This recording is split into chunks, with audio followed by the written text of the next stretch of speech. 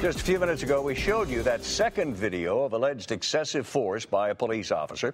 Quanell X released the first one, alleging a cover-up of police abuse by Mayor Parker, an accusation the mayor denies. But tonight, reporter Ted Oberg is putting Parker's actions at City Council this week in focus, asking why she squelched a discussion about police brutality. And not just testing, but... Arlene Kelly's fought against what she sees as excessive police force for 11 years. I became more interested in the way, in police behavior after my daughter was killed. Her mentally ill daughter, Colleen, died in a confrontation with a Houston police officer in 1999.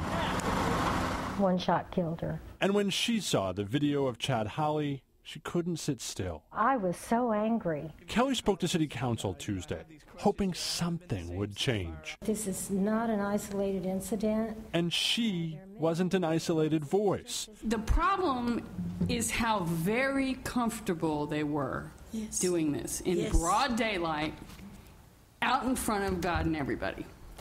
And my concern is what the mentality is of the police officers that are left. Councilmember, respectfully.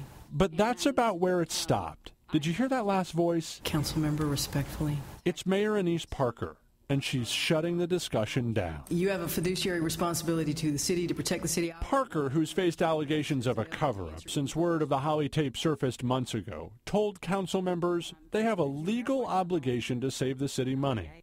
And in her mind, talking about concerns of widespread police brutality in Houston could be used as evidence in pending lawsuits.